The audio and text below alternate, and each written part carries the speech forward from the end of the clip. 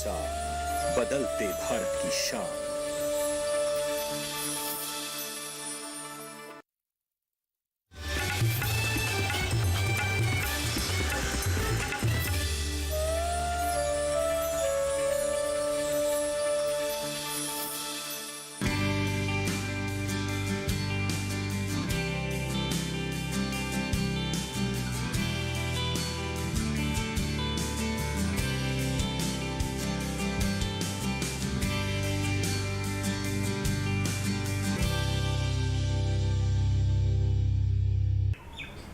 नमस्कार, आप देख रहे हैं दूरदर्शन किसान कार्यक्रम गांव किसान में आप सभी का स्वागत है। मैं हूं मोनालिसा।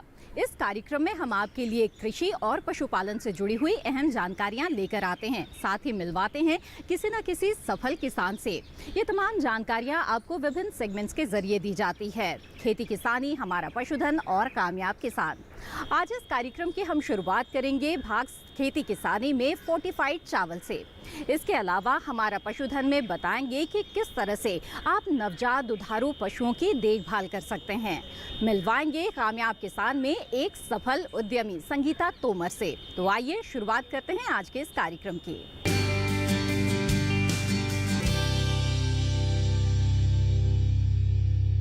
आइए कार्यक्रम गांव किसान की शुरुआत करते हैं पहले सेगमेंट खेती किसानी से। इस सेगमेंट में हम बात करेंगे सरकार की एक अहम पहल के बारे में, जिसके तहत अब आपके रसोई घर में आसानी से फोर्टिफाइड चावल पहुंच सकेगा।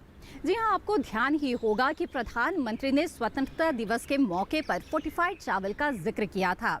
अब इस घोषणा को अमल में लाया जा रहा है और तमाम सरकारी योजनाओं के तहत फोर्टिफाइड चावल का वितरण किया जाएगा। इसके जरिए कुपोषण की समस्या से निजात भी मिल सकेगी। तो आइए जानते हैं कि ये फोर्टिफाइड चावल क्या है और किन योजनाओं के तहत ये आपको आसानी से मिल सकता है।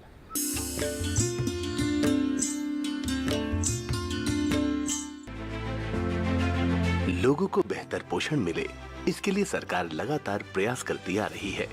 इसी पहल में अब एक कदम और बढ़ाया गया है, जिसके तहत केंद्र सरकार ने एक महत्वाकांक्षी अभियान शुरू किया है।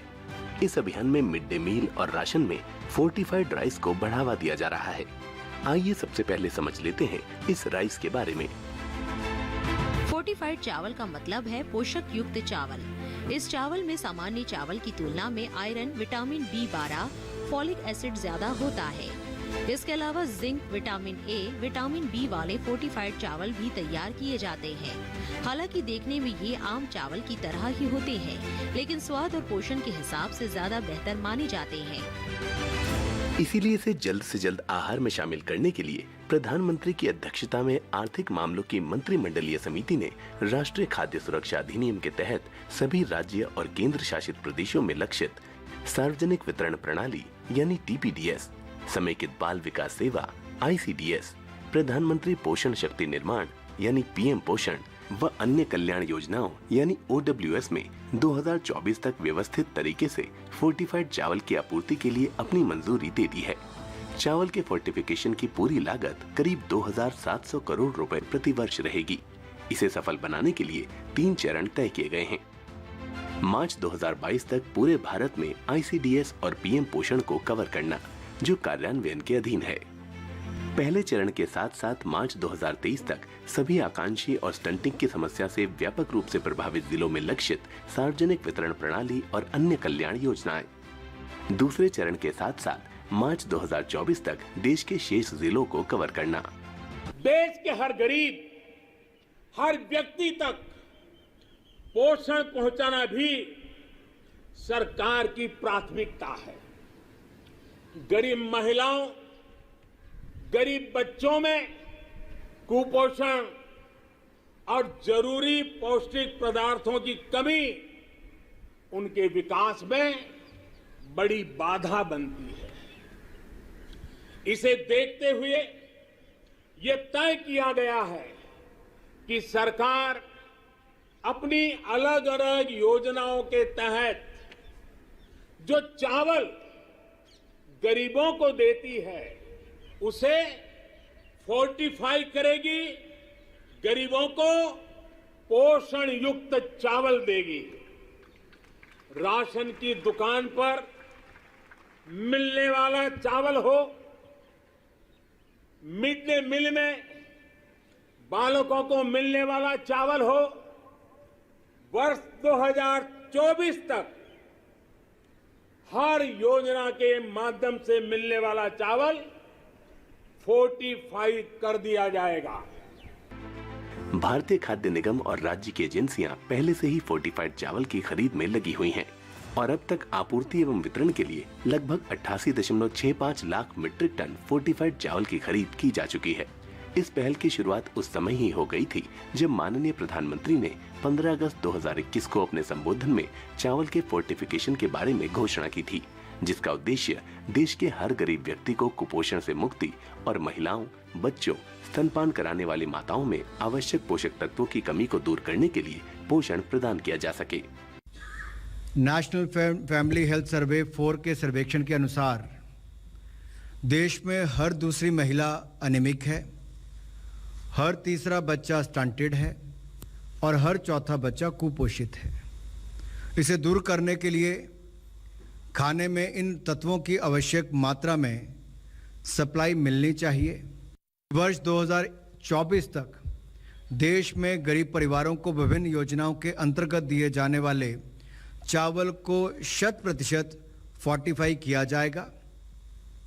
राइस फोर्टिफिकेशन की इस प्रक्रिया में मानव शरीर के लिए आवश्यक iron, folic acid, vitamin B12 की आपूर्ति हो सकेगी। तय निर्णय लिया गया है कि नेशनल फूड सिक्योरिटी एक्ट के अंतर्गत टारगेटेड पब्लिक डिस्ट्रीब्यूशन सिस्टम द्वारा केंद्र की अन्य कल्याणकारी योजनाओं के अंतर्गत आपूर्ति किए जाने वाले 100% चावल को माइक्रो न्यूट्रिएंट से फोर्टिफाई करने के उपरांत ही पूर्ति की जाएगी, उसकी आपूर्ति की जाएगी।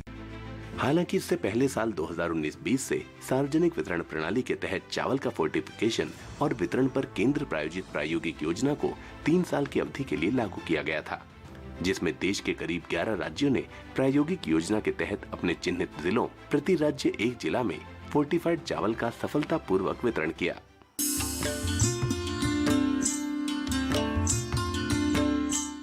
तो जाना आपने विस्तार से फोर्टिफाइड चावल के बारे में और इसके वितरण से जुड़ी सरकारी योजना के बारे में।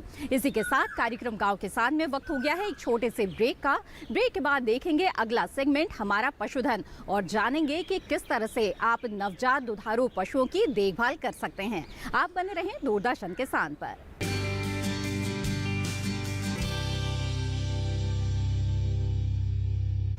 थोड़ा भी कट लगने पर, जब ना रुके ब्लीडिंग, नाक से लगातार बहता रहे खून, तो हो जाए सावधान। रक्तस्राव की एक अनुवांशिक बीमारी। विश्व हीमोफीलिया दिवस पर विशेष हीमोफीलिया कारण, लक्षण और उपचार। स्वस्थ किसान लाइव इस शनिवार शाम 6 से 7 बजे दूरदर्शन किसान पर।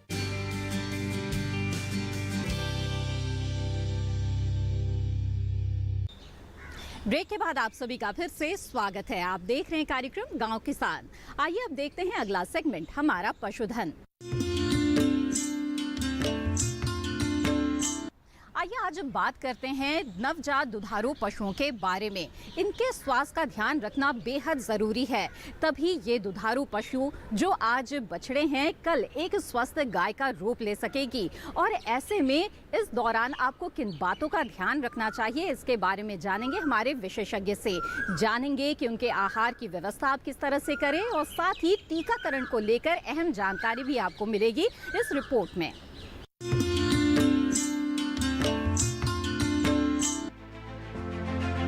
पशुपालन में उत्पादन भी बढ़ता रहे और पशुधन में इजाफा होता रहे, इसके लिए पशुपालकों को चाहिए कि मौसम में बदलाव के साथ पशुओं की बेहतर देखभाल करें। साथ ही छोटे बच्चों पर विशेष ध्यान देने की जरूरत होती है, लेकिन इसकी तैयारी तब से ही कर लेनी चाहिए जब पशु गाभिन होता है, क्योंकि स्वस्थ पशु से ही स्वस्थ बच्चे की कामना की जा सकती है। इसीलिए पशुपालकों को चाहिए कि गाभिन पशु से लेकर नवजातों की विशेष देखभाल करें, साथ ही आवास में बेहतर प्रबंध करें और किन बातों पर बारीकी से ध्यान दें, जानते हैं विशेषज्ञ की राय। सबसे पहले किसान भाइयों को ध्यान देना है जब नवजात पशु पैदा होता है तो उसके रख रखाव के बारे में, क्योंकि रख रखाव जो पहला मंथ होता है, पहले महीने में अगर रख रखाव अच्छे तरीके से नहीं किया जाए तो उसकी गुणवत्ता जो है वो घट जाती है, उसका जो दूध का उत्पाद है बछिया का वो कम हो जाता है। तो इसीलिए हमें उसका प्रबंधन उस समय पे ज़रूरी है, और ना कि इसकी जो शुरुआत है वो उसके पैदा होने से होती है।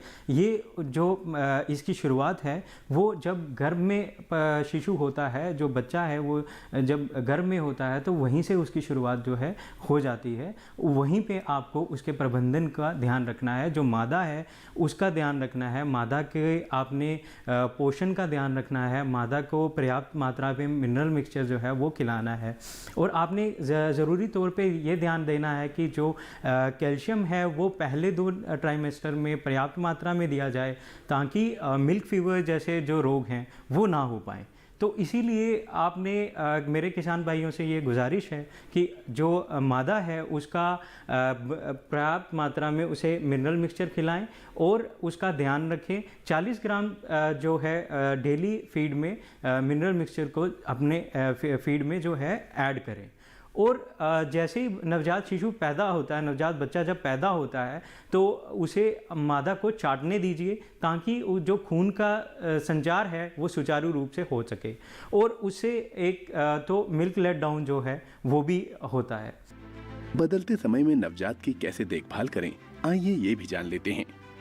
आप देखते हैं कि कुछ बीमारियां जो हैं नवजात को वो ज़्यादा जल्दी आ जाती हैं। उन बीमारियों से लड़ने के लिए आपको प्रबंधन जो है बछड़े का वो अच्छे से करना है। आपने उसका जो शेड है उसको हवादार रखना है, खिड़कियां दरवाजे जो हैं वो पूरब की तरफ खुलने चाहिए ताकि जो विटामिन डी है उसे पर्याप्त मात्रा में मिले, क्योंकि सूरज की जो गर्मी है वो आपने ये भी ध्यान रखना है कि इतनी ज़्यादा गर्मी ना लगे उसे, इतनी ज़्यादा तापमान ना बढ़ जाए। और जो आप उसे नवजात को खाने के लिए चीज़ें दे रहे हैं, जो फीड दे रहे हैं, जो पानी दे रहे हैं, वो आपने उसके शरीर के तापमान के बिल्कुल बराबर में देना है, या जो आपके रूम टेम्परेचर, जो कमरे का टेम्परेचर होगा, जो शेड का टेम्परेचर होगा, उसके हिसाब से आपने उसे देना है। नवजात को रोगों से बचाने में टीकाकरण का अहम रोल होता है, लेकिन कब से लगवाने चाहिए टीके, जानते हैं विशेषज्ञ से। जो टीकाकरण है वो जैसे ही 4 महीने का हो जाएगा तो पहला टीकाकरण आपकी बछिया को होता है। आपकी बछिया को पहला टीकाकरण ब्रुसेलोसिस का लगता है, और ये ब्रुसेलोसिस जो है ये ना कि सिर्फ जानवरों में, ये इंसानों में भी पाई जाती है। तो इसीलिए आपको हमेशा ध्यान रखना है कि ये बीमारी आपके शेड में ना आ पाए, और ये ना कि सिर्फ एक जानवर से दूसरे जानवर में भी फैलती है और ये इंसान में भी फैलती है। तो आपने अपना भी ध्यान रखना है और अपने पशु का भी ध्यान रखना है। इसके लिए आपने जैसे ही 4 महीने का पशु होता है तो उस समय पे आपने अपने नज़दीकी पशु चिकित्सा केंद्र में जाकर ब्रुसेलोसिस का टीका करवाना है, जो कि भारत सरकार राष्ट्रीय पशु रोग नियंत्रण कार्यक्रम के दौरान पूरे भारतवर्ष में मुफ्त में टीका लगवा रही है। तो कृपया करके आप अपने नज़दीकी के पशु चिकित्सा केंद्र में जाइए और इस सेवा का लाभ उठाइए। इस तरह देखा जाए तो ये छोटे बच्चे डेयरी व्यवसाय में विकास की भूमिका सुनिश्चित करते हैं। इनके बेहतर स्वास्थ्य से ही पशुधन में इजाफा होना संभव होता है। साथ ही इस नई पीढ़ी से भरपूर उत्पादन मिलने की संभावनाएं भी बढ़ जाती हैं। इसीलिए पशुपालकों को चाहिए कि इन पर खास ध्यान दें।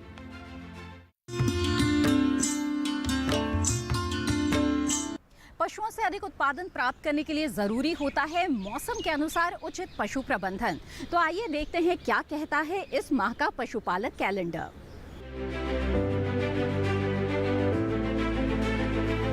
पशुओं को एचएस एवं बीक्यू रोग से बचाव का टीका अवश्य लगवाएं। इस माह में अधिक गर्मी की संभावना रहती है। पशुओं में जल व लवण की कमी, भूख कम होना एवं कम उत्पादन के लक्षण आ सकते हैं। ऐसे में पशु को तापमान से बचाने का इंतजाम करें। पशुओं को दोपहर में छाया एवं हवादार स्थान पर रखें। पशुओं को दिन में कम से कम 4 बार पानी पिलाएं। गाभिन पशुओं को अतिरिक्त आहार दें एवं ब्याने वाले पशुओं को प्रसूति बुखार से बचाने के लिए 50 से 60 ग्राम खनिज मिश्रण नियमित रूप से दें। भेड़ के मेमनों में भेड़ चेचक एवं एंट्रोटॉक्सिमिया का टीका पशु चिकित्सक की सलाह से जरूर लगवाएं। गौपालक फार्म की सफाई पर विशेष ध्यान दें। आवास को सूखा एवं स्वच्छ रखें। मुर्गियों में कृमिनाशक दवा का इस्तेमाल पशु चिकित्सक की सलाह से अवश्य करें। साथ ही पानी की समुचित व्यवस्था रखें। पशुओं को बाह्य परजीवी से बचाने के लिए पशु चिकित्सक की सलाह से दवा का छिड़काव नियमित रूप से करें। पशुओं को अंतर परजीवी नाशक दवा पशु चिकित्सक की सलाह से नियमित रूप से दें। पशुओं को संक्रामक रोग जैसे गलघोंटू, ब्लैक वाटर के रोगरोधी टीके समय पर लगवाएं। इस मौसम में पशुओं में फास्फोरस की कमी के कारण पाइका के लक्षण नजर आने लगते हैं, जिससे पशु मूत्र पीने, मिट्टी चाटने लगते हैं। बचाव के लिए पशुओं को खनिज लवण मिश्रण अवश्य दें। प्रोटीन, कार्बोहाइड्रेट, खनिज और विटामिन सभी संतुलित मात्रा में प्राप्त करने के लिए पशुपालक एजोला घास का प्रयोग करें। तो ये थी पशुपालन से जुड़ी हुई कुछ अहम जानकारियाँ। इसी के साथ कार्यक्रम गांव किसान में वक्त हो गया है एक और छोटे से ब्रेक का। कहीं मत जाइएगा, क्योंकि ब्रेक के बाद हम आपको मिलवाएंगे एक सफल महिला उद्यमी से हमारे अगले सेगमेंट कामयाब किसान में। आप बने रहें दूरदर्शन किसान पर।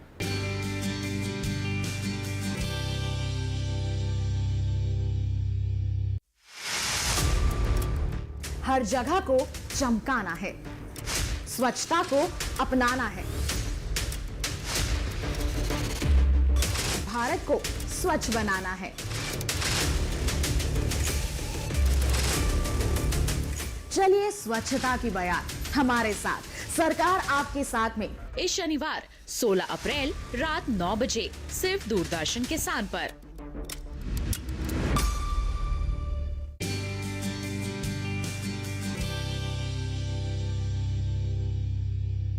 ब्रेक के बाद आप सभी का फिर से स्वागत है। आप देख रहे हैं कार्यक्रम गांव किसान। आइए देखते हैं हमारा अगला सेगमेंट कामयाब किसान।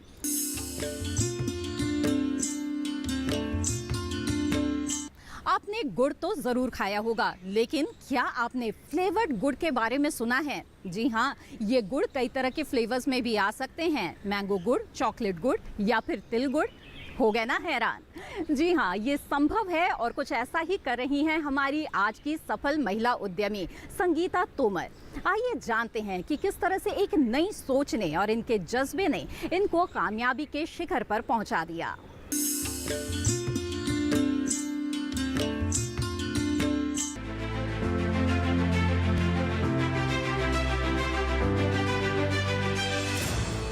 भारत का ज्यादातर गुड़ यूपी बिहार में बनाया जाता है। वजह साफ है कि ये गन्ना प्रमुख राज्य हैं। यहाँ के कई जिलों के किसान गन्ना उत्पादन में अपनी पहचान बनाए हुए हैं। इसके साथ ही यहाँ के किसान और व्यवसायी गुड़ बनाने का काम भी कर रहे हैं। और अब इस क्षेत्र में महिलाएं भी पीछे नहीं हैं। महिलाएं अपने हुनर से कई फ्लेवर में गुड़ बना रही हैं। एक अनुमान की माने तो इस समय यहाँ करीब 150 प्रकार का गुड़ तैयार किया जाता है और इनकी मांग इतनी रहती है कि ज्यादातर गुड़ निर्यात कर दिया जाता है। ऐसी ही एक महिला उद्यमी से पूसा मेले में हमारी मुलाकात हुई। क्या है उनके गुड़ की खासियत, इस बारे में हमारी संवाददाता सुनैना सरकार ने उनसे बात की, जो इस समय मैंगो गुड़, चॉकलेट गुड़, तिल गुड़, अजवाइन गुड़, शक्कर खांड, विनेगर जैसे उत्पाद बना रही हैं। मीठे से जुड़ी एक और व्यंजन के बारे में बात करेंगे और वो है गुड़। नमस्कार मैम। नमस्कार मैम, आपका नाम? मेरा नाम संगीता तोमर और मैं गांव रसूलपुर जाटान मुजफ्फरनगर से आए हैं हम लोग। और हमारा ये गुड़ का स्टॉल हमने यहाँ लगाया पूसा इंस्टीट्यूट में। और मैम, आपके पास कितने तरह के गुड़ हैं? हमारे पास मैम मैंगो गुड़ है, चॉकलेट गुड़ है, तिल गुड़ है, सौंफ एंड सौंठ गुड़ है, अजवाइन गुड़ है और हमारे पास गुड़, शक्कर और खांड और विनेगर, ये सारी चीज़ें हमारे पास हैं। इन सब चीज़ों की कॉस्ट क्या रहती है? अलग अलग फ्लेवर्स की अलग अलग कॉस्ट होती है? हाँ जी मैम, जैसे ड्राई फ्रूट गुड़ हमने बनाया है तो उसमें ड्राई फ्रूट की कॉस्ट पे भी निर्भर करता है कि उसकी हम कॉस्ट क्या रखें। बाकी जैसे हमने चॉकलेट में चॉकलेट ही डाली है तो वो उसकी कॉस्ट भी देखनी पड़ती है कि उसका क्या लागत आएगी। उस तरह से हम उसकी लागत निकाल के फिर उसका रेट हम डिसाइड करते हैं कि हमने क्या रेट रखना है उस चीज़ों का। तो आपने इसकी ट्रेनिंग कहाँ से ली? ट्रेनिंग तो मैम हमारे तो पुराने ज़माने में मेरे बाबा जी और मेरे फादर, हमारा कोल्लू तो शुरू से रहा था, क्रेसर था, फिर बीच में बंद हो गया था। फिर धीरे धीरे मुझे और मेरे भाई को लगा कि मुजफ्फरनगर में हमने जब कोल्लू शुरू किया था तो मुजफ्फरनगर में मेरठ में हमारी एक दुकान थी। वहाँ पे हमने जैसे दुकान शुरू की थी तो वहाँ गुड़ हमारा बहुत बढ़िया सप्लाई हो रहा था। तो हमें लगा कि क्यों ना हम फिर से गुड़ के उसमें उद्योग में जाएँ और फिर से हम शुरू करें। तो हमने ये फिर अपना काम हमने शुरू कर दिया। भारत सरकार की तरफ से आपको कोई पुरस्कार मिला है? हाँ जी मैम, मुजफ्फरनगर में गुड़ महोत्सव हुआ था, तो वहाँ पे मुझे मतलब बहुत सम्मानित किया था। महिला होने के नाते उन्होंने मुझे काफ़ी प्रोत्साहित किया, और मुजफ्फरनगर में ही हमारा जो नारी शक्ति सम्मान, उससे भी मुझे सम्मानित किया गया था मुजफ्फरनगर में। उसके बाद हमने जो लखनऊ में जो हुआ था गुड़ महोत्सव, वहाँ भी हमें मतलब मुझे इतना अच्छा लगा कि हमारे सुरेश राणा जी जो शुगर केन मिनिस्टर थे, उन्होंने मुझे योगी जी से मिलाया, योगी जी ने भी मुझे बहुत प्रोत्साहित किया, तो बहुत अच्छा लगा। तो भारत सरकार की तरफ से फुल सपोर्ट हमें मिला है। सालों से बंद हो चुके उनके इस व्यवसाय को फिर से जीवंत करने के लिए संगीता जी ने काफी मेहनत की है और उन्हें इस मेहनत का फल भी मिला है। आज उनके उत्पाद की बाजार में अच्छी खासी मांग है। उनके इस कार्य के लिए उन्हें कई बार सम्मानित भी किया जा चुका है। उनकी सफलता को देखते हुए आज कई महिलाएं इस व्यवसाय से जुड़ रही हैं और आत्मनिर्भर हो रही हैं। रसोई के जायके को अगर व्यवसाय की महक के साथ सजाया जाए तो आत्मनिर्भर होना कोई बड़ी बात नहीं। संगीता जी जैसी महिलाएं न सिर्फ स्वाद में कुछ नया कर रही हैं, बल्कि वो उन महिलाओं के लिए भी प्रेरणा बनकर उभर रही हैं जो अपने सपनों को चार दीवारी में कैद किए हुए हैं।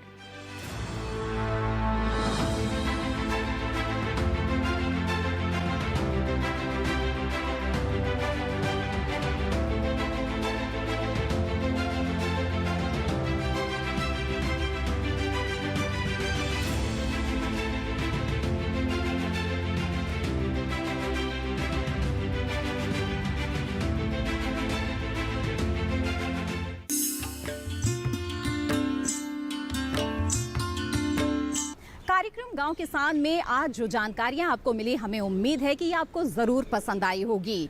आप इस कार्यक्रम को अगर दोबारा देखना चाहते हैं तो आप दूरदर्शन किसान के यूट्यूब चैनल से जुड़ सकते हैं। इसके लिए टीवी स्क्रीन पर दिखाए जा रहे QR कोड को स्कैन करें और देख सकते हैं आप कार्यक्रम गाँव किसान हमारे यूट्यूब चैनल पर। इसी के साथ गाँव किसान की आज की कड़ी में बस इतना ही। हमें दीजिए इजाज़त। आप बने रहें दूरदर्शन किसान पर। नमस्कार।